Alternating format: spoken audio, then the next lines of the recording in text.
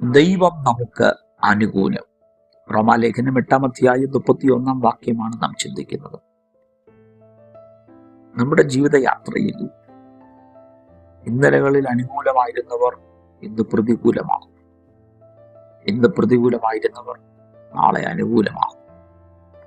എന്നാൽ ഒരു ദൈവവൈതന്യമുള്ള ബന്ധത്തിൽ ദൈവം ഇന്നലെയും ഇന്നും നാളെയും അനുകൂലമായി നിൽക്കുന്ന ഒരു ദൈവമാണ്. ലോകത്തിലെ എല്ലാവരും അനുകൂലമല്ലെങ്കിലും ദൈവം അനുകൂലമെങ്കിൽ നീ ഭയപ്പെടേണ്ട. ദൈവം അനുകൂലമെങ്കിൽ പതറണ്ട. ദൈവം അനുകൂലമെങ്കിൽ എൻ്റെ വാഗ്ദത്തങ്ങളിൽ സംശയിക്കേണ്ട. അടുത്തൊരു ചോദ്യമാണ് ചോദിക്കുന്നത്, ദൈവം അനുകൂലമെങ്കിൽ പ്രതികൂലം ആര്? ഇന്ന് നിങ്ങൾ പലതിനെ ചൊല്ലി വിചാരപ്പെട്ട് ഭയപ്പെട്ടിരിക്കുന്നത് പലതും പ്രതികൂലമായുള്ള ചിന്താവിഷയങ്ങളുള്ള ബന്ധത്തിലാണ്. പലതും പ്രതികൂലമാണ്.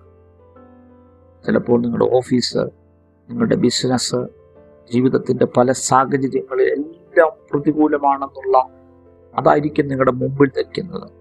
പക്ഷേ ഈ പ്രഭാതത്തിൽ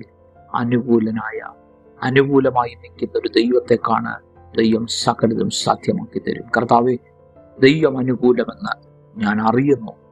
ആ അറിവ് ജീവിതത്തിൽ പ്രാപിച്ചു മുന്നേറുവാൻ സഹായിക്കണം. യേശുവിൻ നാമത്തിൽ തന്നെ. ആമേൻ. God bless U.